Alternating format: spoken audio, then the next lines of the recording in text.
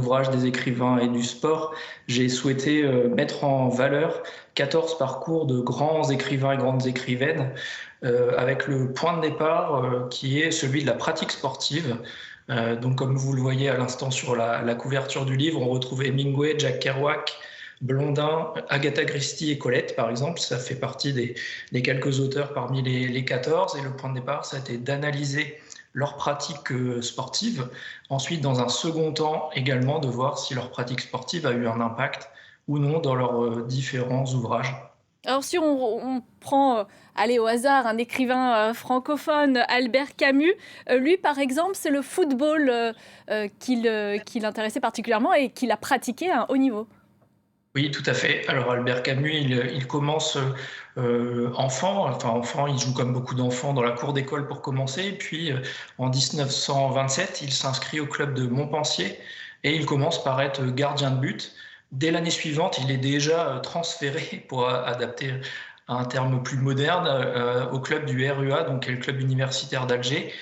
Il est débauché de son premier club pour jouer avec ce club universitaire d'Alger. Et il va jouer plusieurs années. Malheureusement, à l'âge de 17 ans, il est atteint de la tuberculose et il doit arrêter de jouer. Cependant, il va continuer à avoir cette passion du football, puisqu'on le voit, il y a plusieurs images d'archives où il assiste à des matchs de football. On va retrouver aussi dans ses écrits, je pense à La Peste notamment, ou au Premier Homme, un certain nombre de scènes où le football a une importance. Donc c'est aussi par ce biais-là qu'on peut découvrir sa passion. Oui, parce qu'il y a les écrivains qui pratiquent un sport et ceux qui écrivent sur le sport, qui le magnifient. Quels sont les grands textes qui, selon vous, rendent hommage au sport? Qu'est-ce que vous nous conseillez de lire? Ah, il y en a beaucoup. Alors, c'est pas simple de faire un choix. Il y a par exemple le Courir de Jean Echenoz, qui revient sur Émile Zatopek notamment.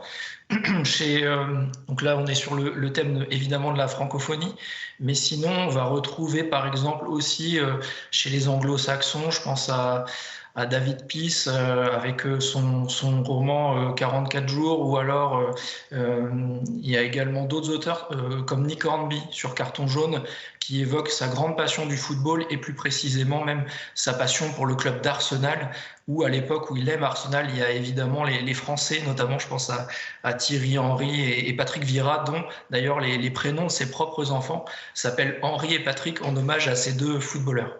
Est-ce que le sport peut avoir un impact, la pratique d'un sport peut avoir un impact sur le travail littéraire? Alors il y a beaucoup d'auteurs et d'autrices, notamment actuellement. Je pense spontanément à Cécile Coulon, qui est une jeune autrice française qui pratique beaucoup la course à pied et qui explique très simplement que parfois elle va courir parce qu'il y a une idée dans son développement de son roman qui bloque. Elle n'arrive pas à véritablement transformer ce qu'elle imagine dans le texte. Et une bonne course à pied, généralement, ça fluidifie l'esprit quand on revient derrière son ordinateur ou son cahier.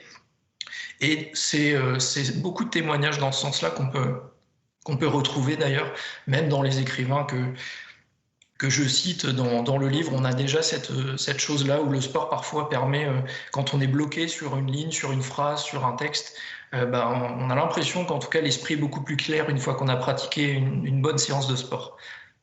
Alors elle n'est pas française, mais elle a un lien particulier avec la France. C'est Agatha Christie, qui est par ailleurs une grande sportive. Racontez-nous rapidement. Oui, alors c'est souvent peut-être le parcours le plus étonnant dans le livre, hein, pour le public.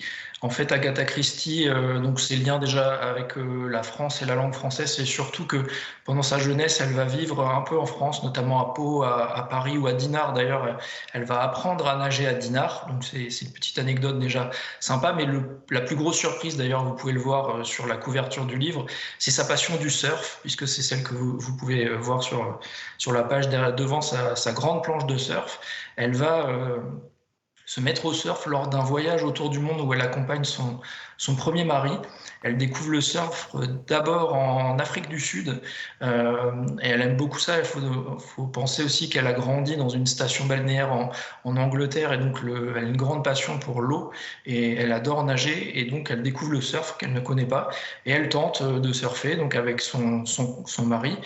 Ça leur plaît beaucoup et puis le tour du monde se poursuit et ils atterrissent à Hawaï dans un deuxième temps et là le surf n'est plus du tout ce qu'ils imaginent puisque déjà les planches sont beaucoup plus lourdes, beaucoup plus grandes et surtout on doit surfer debout et là il y a beaucoup de chutes évidemment quand on n'est pas habitué, donc elle raconte ça de manière assez amusante où l'un et l'autre vont beaucoup tomber avant de réussir à se maintenir sur la planche.